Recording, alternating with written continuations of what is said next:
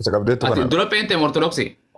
Pente Ani nami. moo musliiman ture, musliima akraariin ture, musliiman ture. Okay, mashallah. I like sirraa dhiisee osan. Akkanumaan barbaada yaa gooftaa qiyya alhamdulillah. Nama gartee ex musliimiin hafi dagalanni siif haa ta'u.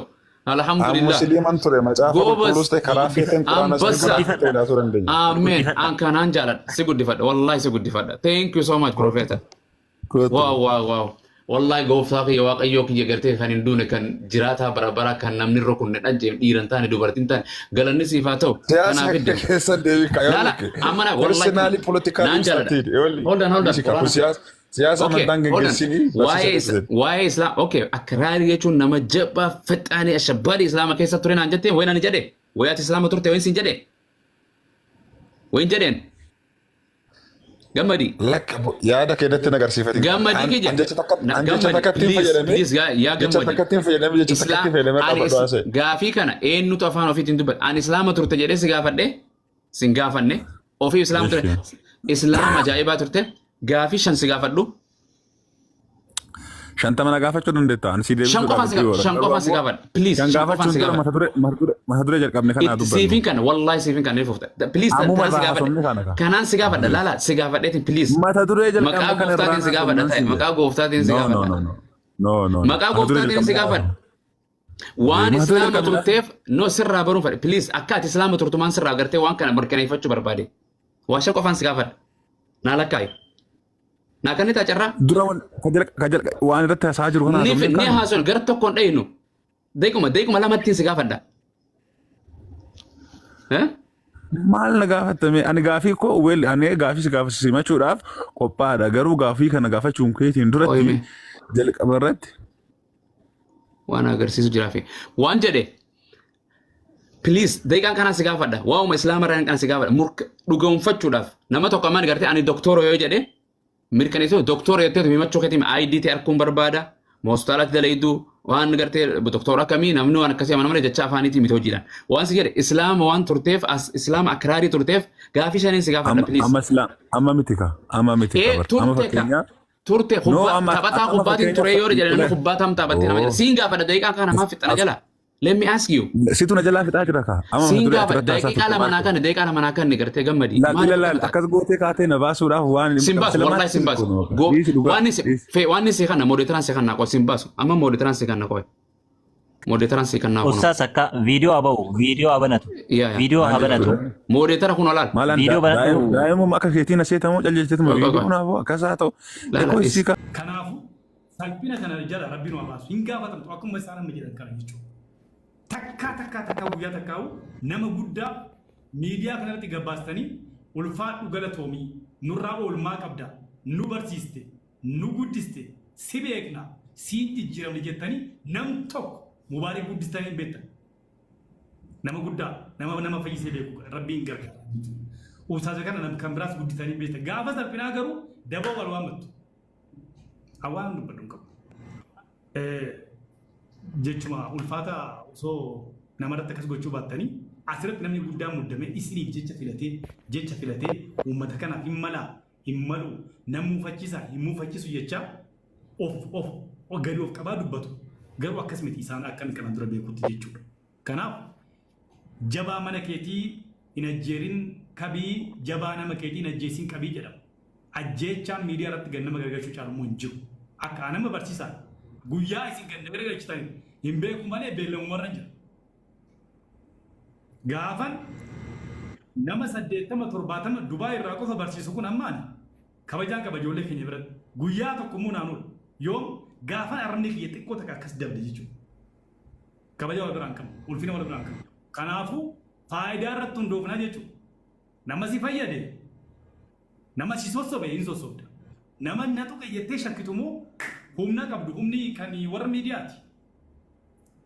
Mootanii jirtu kan miidiyaa kana qabatanii jirtu ulfaadhaa jabaa salphisuun ulfina yoo ta'e abbaa amantaa salphisuun ulfina yoo ta'e gorsa isaanii dabsuun ulfina yoo ta'e haa ta'u egaa hojuma tiiktoo kanatti fakkaate kun yoo xiqqate garuu yoo xiqqate karaa keessaa amma kaleessa fakkeenyaa fi ajandaa gidduu kanarra jiru beektuu miti reekaa mucaa dhukkubsatu karaa keessaa walgahii qaban. Yesuus Kiristoos biyya lafaa kana irra yeroo jiraachaa turetti sagalee guddoodhaan wuuy imimmaanii abbaa koo Elooy lamaa sabaqtanii Elooy waaqayyo koo maa akkana na dhiifta jedhee imimmaaniin kadhataa fi waamicha gara du'a isa oolchuu danda'u abbaa qofaa du'a nama oolchuu danda'a.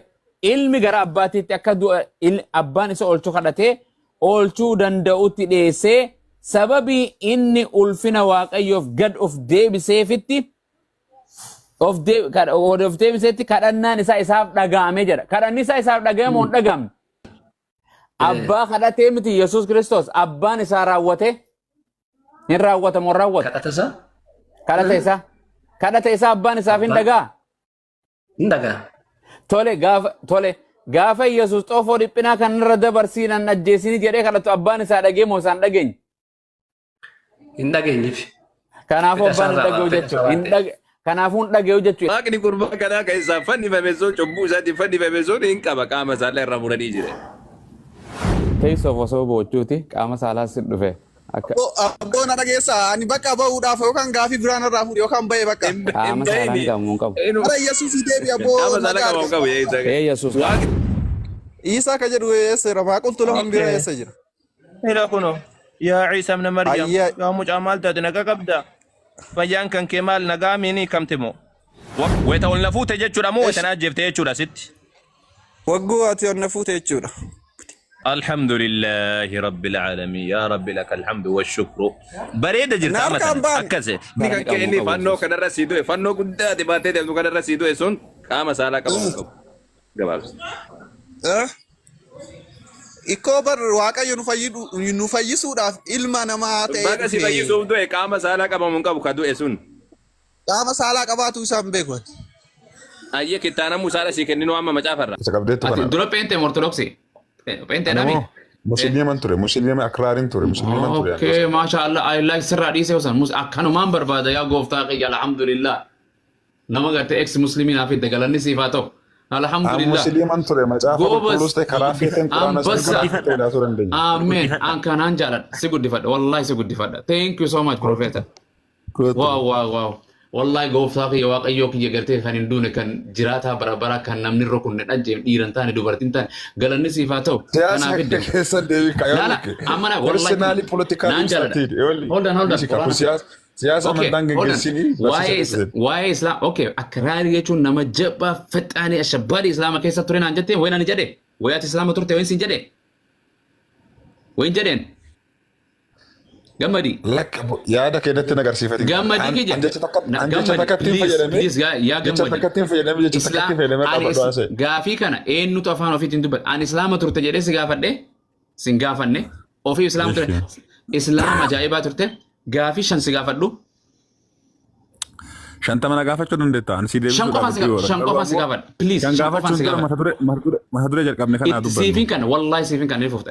Please tanaan si gaafadha. Kanaan si gaafadha laala si gaafadheetiin please. Mata duree jalqabne kana irraa si gaafadha ta'e maqaa gooftaatiin si gaafadha.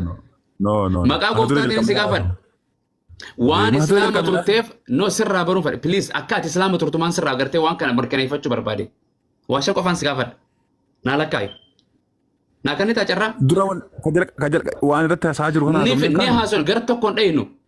Deekuma lamattiin si gaafadha. Maal na gaafattame ani gaafii koo ani gaafii si gaafasimachuudhaaf qophaadha garuu gaafii kana gaafachuun keetiin duratti jalqaba irratti. Waan agarsiisu jiraafi. Waan jedhe. Please, deeqaan kanaa si gaafadha. Waa'uma Islaama irraa kan si gaafadha. Dhugoomfachuudhaaf nama tokko ammaan gartee ani doktora yoo jedhe mirkaneessuu doktora yoo ta'e himachuu keetiin ID ta'e arguun barbaada. Hospitaalatti dalaydu waan gartee doktora kamii namni waan akkasii amana jecha afaaniitiin miti hojiidhaan. Waan si jedhe Islaama waan turteef Islaama akraarii turteef gaafii shaniin si gaafadha please. Amma miti ka. Amma fakkeenyaa. Turte taphataa kubbaatiin ture yoo jedhe namni kubbaa taphattee nama jedha. Siin gaafadha deeqaan kana maaf fixana jala. Let me ask you. Situ na jala fixaa jira ka. Siin gaafadha deeqaa lama naa kan gartee gammadi. Akkas gootee kaatee na baasuudhaaf waan Simbaasu wallahi simbaasu. Waan si kana moodeetaraan si kana qofa simbaasu. Amma moodeetaraan si kana qofa. Moodeetaraan si kana qofa. Ustaas akka viidiyoo abanatu. Viidiyoo abanatu. Moodeetara kun olaal. Viidiyoo abanatu. Daa'imuma akka keetiin aseetamoo calleessiteetuma viidiyoo kunaafuu akkasaa ta'u. Lakoo isii kaa. Allahun an Qur'aana buuseera jedhee dubbateera Qur'aana keessatti. الله القرآن أنا تبوس جدير أجت ربي سبحانه وتعالى بقولنا قرش لكوسا قال رتي إنا نحن نزلنا الذكر وإنا له لحافظون جدير قرآن نتبوس نتتك سجدير ربي سبحانه وتعالى دبت يجر الله أن محمد إرجع وفين جدير الله أن محمد إرجع يوكان محمد الله أن إرجع جدير القرآن كيس جرا ونكون ربي سبحانه وتعالى قرآن سا كيستي ما جرى بقولنا دقدمي تكفى كيستي لكوسا دقدمي شان كيستي وما أرسلناك من قبلك من رسول إلا نوحي إليه أنه لا إله إلا أنا فاعبدني يا ربي سبحانه وتعالى إرجموتو سيدرو علي تاتو نوتي إرجمان كان براي ربي توك شمالك كان وقال جبرهم ينجروا جنين إرجنة سنلس إرجنة يا ربي سبحانه وتعالى سورة الفاتحة كيستي وما أرسلناك إلا رحمة للعالمين رحمة الدنيا كان أبغوني مالي سن إرجنة يا ربي سبحانه وتعالى دبته أجمع بقولنا فتمي سديت تفا كيستي آية ما كيستمو محمد رسول الله محمد إرجما dhumati jedhee nu dhugoomse jechuudha. Kanaafu si ergeera jedheeni ra'ee. Islaamni guyyatti si shan salaatan kana salaanni kun Allahuun Muhammadin Qur'aana keessatti si shan salaata guyyatti yeroo san salaata jedhee ajajee jira. Hayyee Rabbiin subhaanahu wa ta'ala Qur'aana keessatti salaatonni akka jiran dubbate salaata sana keessatti jalqaba Rabbiin subhaanahu wa ta'ala suuraa Nisaa keessatti maal jedhe muumintoota irratti salaata yeroo sa'aatiin salaatuuni dirqama jedhee yeroodhaan salaatu yeroo jedhu wannoonni kun yeroo akka qaban dubbata. Kanaaf Rabbiin subhaanahu wa ta'ala boqonnaa lammaffaa keessatti suuratul Baqaraa keessatti maal jedhe haafizuu salaati wassalawaati alwusxaa jedhe Rabbiin subhaanahu wa ta'ala salaatutan irratti maal godhaa jedhe eeggadhaa keessumaa salaata gidduu jirtu jedhe Rabbiin subhaanahu wa ta'ala salaanni gidduu kun eenyuuna salaata asriiti jechuudha. Salaata fajrii immoo boqonnaa 11 keessatti maal jedhe Rabbiin subhaanahu wa ta'ala inna salaata alfajri kana jedhe salaata fajrii irratti dhufee dubbate waa'ee salaanni fajrii akka jiru. Waa'ee zuhurii immoo dhaqee Rabbiin subhaanahu wa ta'ala boqonnaa 21 faa keessatti waa'ee zuhuriidha dhaqee Rabbiin subhaanahu wa ta'ala salaata zuhuriidha dubbate jechuudha. Salaata ishaas achuma irratti dubbate salaata ishaa boqonnaa 24 faa keessatti yoonaa baasetti deeqaa dhaabdee si baasuu danda'a waa'ee salaata ishaa achi keessatti dubbate jechuudha. Salaanni si hafe maaltu jira? صلاة المغرب ما بدي اسمه سورة الروم بقولنا صد ما فاكس ربنا سبحانه وتعالى ما الجري صلاة قل يرو أدون سينتو في يرو أدون بعد صلاة فجر في صلاة مغربا ولتي دبته يجود أدون كان سينتو في يرو أدون بعد جري دبته كنافو صلاة شان ربنا سبحانه وتعالى القرآن كيسة دبته را كنافي جبريل عليه السلام جنا النبي محمد صلى الله عليه وسلم صلاة شان وقت ساعتين وفي نقرس سيدنا صحيح بخاري كيسة صلاة نشان درك ما علمنا مرتي تيرا جري النبي محمد صلى الله عليه وسلم دبته نيجرا كنافو هي صلاة درك مرتي زيرا صلاة نشانو qaamni gaafa sana Muhammaditti dhufee dubbisi jedheen qaamni sun maqaan isaa eenyuun akka ta'e suuraan sun dubbateeraayi. Suuraan sun dubbatu baatu suuraan biraa dhufee dubbatee jira eenyu akka ta'e Rabbi subhaanahu wa ta'ala Qur'aana isaa keessatti wanni inni dubbate maalinni bakka lama keessatti kan inni sifimu keessaati inni tokkoffaa Rabbi subhaanahu wa ta'ala Qur'aana isaa keessatti boqonnaa 26 lakkoofsa 192 keessatti Jibriil alayhi salaamtu Qur'aana irratti buuse jedhe waan ta'eef iqraa kan jedheef Jibriil alayhi salaamtu dhufee isaan qaree jedhe lammaffaa ammallee Rabbi subhaanahu wa ta'ala kan Qur'aana kana isa barsiise Jibriil alayhi salaam jedhee kan surah boqonnaa 53 keessatti dubbate kan sadaffaa moo Rabbiin subhaanahu wa ta'ala kan inni dubbate jechuudha Jibriil alayhi salaam kana barsiisuu keessatti suuratul qiyaamaa keessatti la tuharrik bi lisaanaka litajala bi inna alayna jam'ahu wa qur'ana fa idha qara'nahu fattabi' qur'ana jedhe Jibriil alayhi salaam yeroo dhufee qur'aana isaa irratti qaraa ture akka suutee dheessa faana qara'u dubbataadha ture waan taateef qur'aanni Jibriil alayhi salaam turratti fide يا ربي خي آمين اللهم يا راحم المساكين اللهم يا راحم المساكين ويا عون الضعفاء ويا ناصر المظلومين ويا ناصر المستضعفين يا ربي نتني ركبني ركون باس يا ربي قرتيني چنكمني چنكينو باس يا ربي الرقرتيني قبمني يا ربي ركوب أماتي نياتين قبمني يا ربي هركا نفود